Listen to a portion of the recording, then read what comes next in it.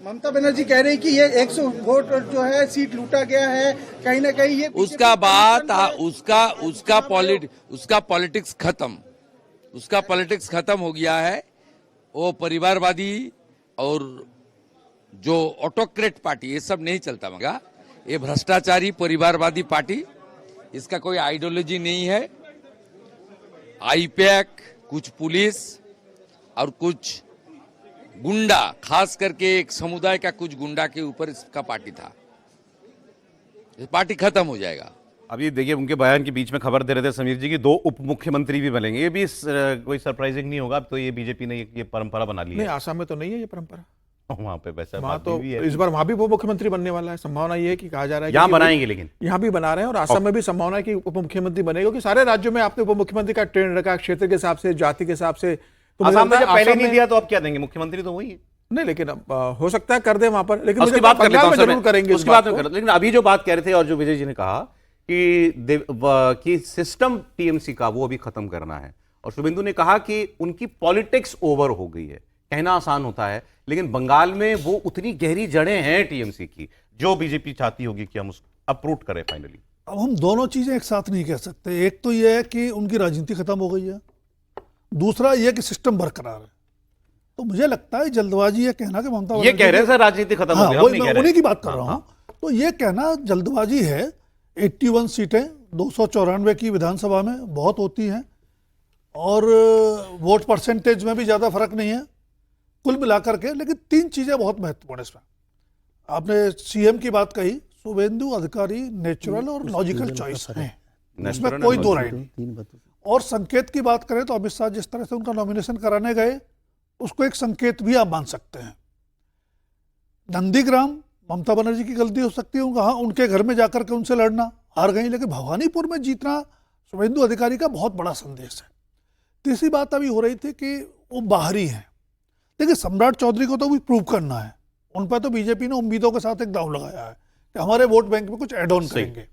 लेकिन असम में हिमंता बिस्वा शर्मा, उन्होंने एड ऑन किया, न सिर्फ असम में किया बल्कि पूरे नॉर्थ ईस्ट में किया। और शुभेंदु अधिकारी ने बीजेपी को टीएमसी के मुकाबले खड़ा करने में बड़ी भूमिका निभाई है। भाई 2011 में बीजेपी की क्या स्थिति थी? 4% वोट था, 0 सीट थी। 16 में 3 सीटें जीते, 10% वोट हो गया। तो कुल मिलाकर के टीएमसी के अंदर से निकल के बगावत करके एक माहौल बनाने में और बीजेपी की ताकत बढ़ाने में इनका योगदान रहा है। ये बात सही है। और बीजेपी के जो पुराने लोग हैं, खासकर जो संघ की पृष्ठभूमि के लोग हैं, उनको ये जरूर लगता है कि राजनीतिक या चुनावी जनाधार के विस्तार की प्रक्रिया में या जल्दबाजी में बीजेपी, जो पुराने निष्ठावान लोग हैं वो, और अपनी जो नीतिगत प्रतिबद्धता है, उससे कहीं ना कहीं विचलन हो रहा है। ठीक है। तो आप अगर विस्तार करना चाहेंगे तो आपको कहीं ना कहीं कुछ चीजें कोऑप्ट करनी पड़ेंगी।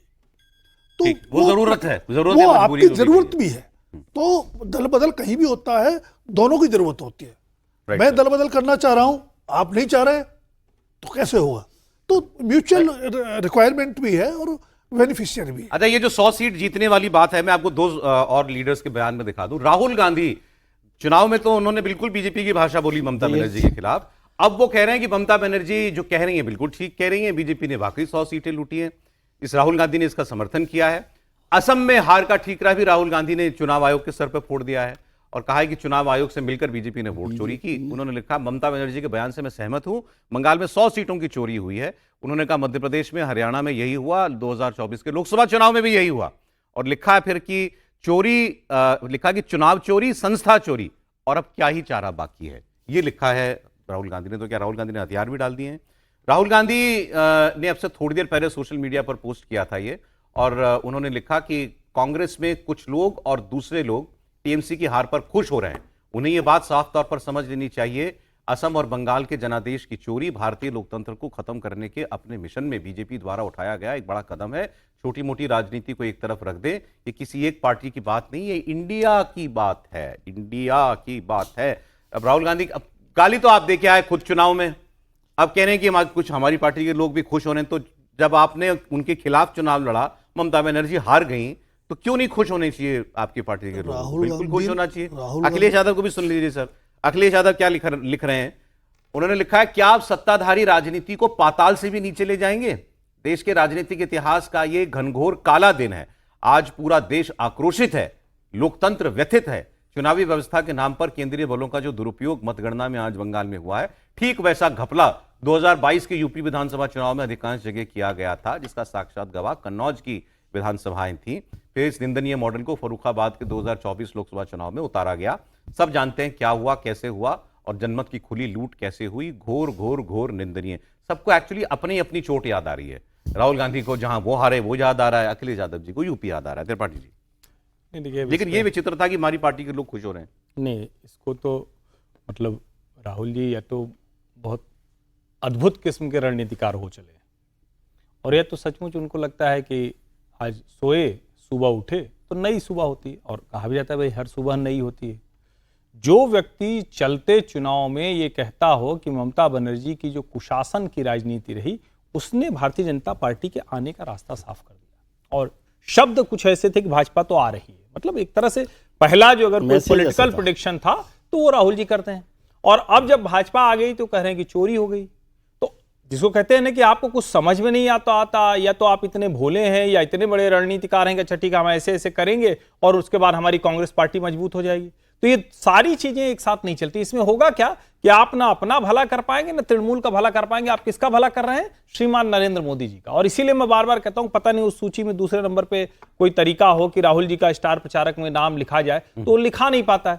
जो व्यक्ति चुनाव परिणाम के समय भारत में न रहता हो, जिसके किसी भी महत्वपूर्ण मौके पर भारत में न होने की खबरें आती हैं और कांग्रेस पार्टी उसका खंडन भी नहीं करती हो, वो कहां से राजनीति? उनको राजनीति की कोई समझ नहीं है। वो कुछ लोगों के इशारे पर चलते हैं, कुछ लोग उनको कुछ बता देते हैं। और दुर्भाग्य ये है कांग्रेस पार्टी का कि एक वर्ग है जो पत्रकारों का, जिसको मैं मणिशंकर अय्यर के शब्द उधार लूं तो राहुलियन हो गया है जी। तो राहुलियन वर्ग क्या करता है? वो कहता है कि राहुल जी बहुत मासूम है, निर्दोष हैं, अच्छे से सब काम करते हैं। कांग्रेस का एक कॉकस है जो उनको इन दोनों शब्दों पे भी बात कर लेंगे, ब्रेक मुझे लेना पड़ेगा।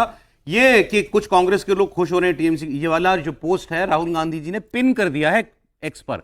पिन आप उसको करते हैं जो बात हर वक्त लोगों को याद रहे।